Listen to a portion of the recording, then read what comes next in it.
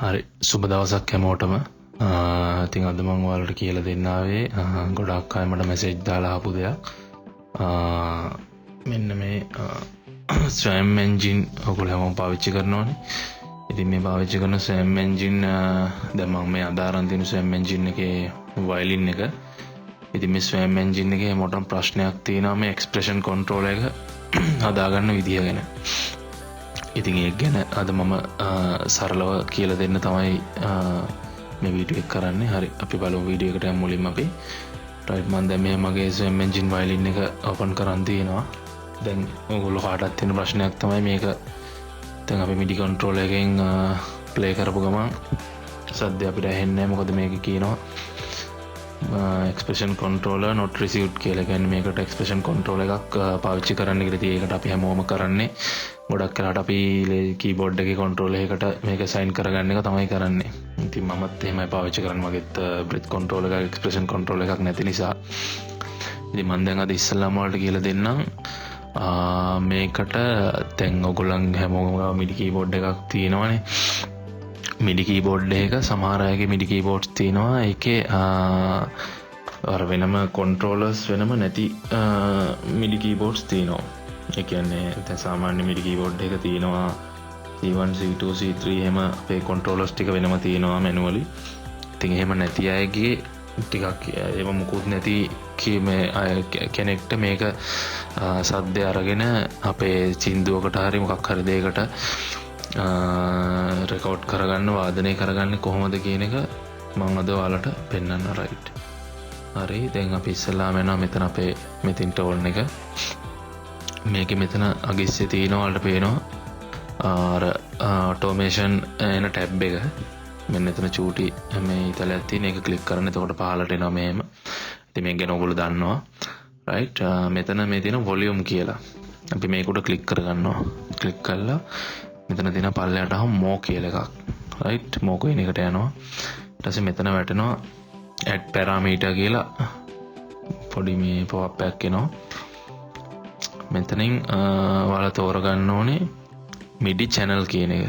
Right MIDI channel කියන එකට ගිහිල්ලා මේ plus mark එක ක්ලික් කරාම මෙහෙම පහළට එනවා. ඒකේ යටම තියෙනවා all CC කියලා. ඒ කියන්නේ මේ MIDI CC numbers වලට අවශ්‍ය අදාළ සියලුම දේවල් ටික මෙතන මේ වැටෙනවා. දැන් අපිට අවශ්‍ය වෙන expression control එක නේද CC11 තමයි expression එකේ ඉන්නේ. රයිට් අපි ඒක ක්ලික් කරා. ඊට පස්සේ okay කරා. රයිට් ඊට පස්සේ දැන් ඔයාලට පේන ඇති ඒත් මෙතන අපි ප්ලේ කරාට ඒත් සද්ද එන්නේ. රයිට් දැන් මෙතන මේ ඔයාලට බිංදුව කියලා වැටලා තියෙන්නේ. මේ තමයි expression එකේ value එක. රයිට් දැන් මේක බිංදුවේනේ තියෙන්නේ. මේක අපි මෙහෙම mouse point එක ගෙනහිල්ලා manually මෙහෙම වැඩි කරද්දි පේනවද ඔයාලට? එතකොට expression එක ඔටෝම වැඩි වෙනවා. රයිට් දැන් ප්ලේ කරලා බලමු. දැක්කද? ඉතින් මේක manually මෙහෙම තියාගෙන අර මං කිව්වාගේ MIDI ඔයාලගේ MIDI keyboard එකේ controller එකක් නැත්තම් මේ විදිහට මේ ක්‍රමේ යූස් කරන්න පුළුවන්. ඔයගලන්ට මේ පේනවනේ මෙතනින් එහෙම අපි දැන් mouse point එක උඩට පහළට ගෙනියන්ති මේක අඩු වැඩි වෙනවා. ඉතින් ඔයාලට අවශ්‍ය ගානට තියාගෙන දැනට මේ ඉතින් ඔයාලගේ සින්දුවකට හරි අවශ්‍ය දෙයකට පොඩි ගෑල්ලක් ප්ලේ කරගන්න පුළුවන් මේ විදිහේ. මේක සරලම ලේසිම මේක ගොඩක් අය දන්නවා. මම මේ ගැන දන්නේ නැති අයට තමයි කියලා දුන්නේ. රයිට් මේක තමයි සරලම ක්‍රමය. හරිද? හරි ඒක හරි. දැන් ඊළඟට මම ඔයාලට කියලා දෙන්නම්. දැන් ඒක මේ ඔයගොල්ලෝ දන්නවා. රයිට් ඒක මම දැන් අයින් කරනවා එතනින්. ඊට පස්සේ මම ඔයාලට කියලා දෙන්නම් දැන් අපේ කීබෝඩ් එකේ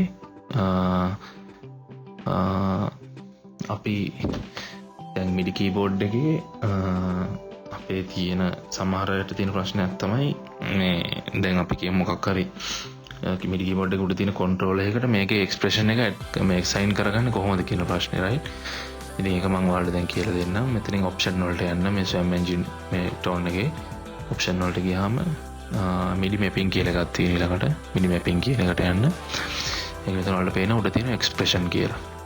රයිට් expression කියන එක ඉස්සර වලට CC11 කියලා වැටලා තියෙනවා. රයිට් දැන් එතනම ඉස්සර වලට පේනවා එතන තියෙන learn කියලා එකක්.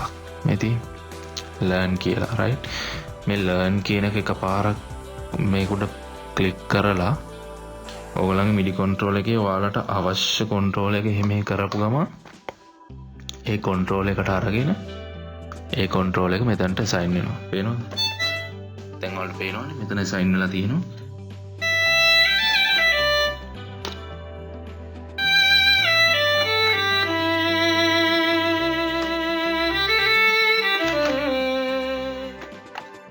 දැක්කනේ?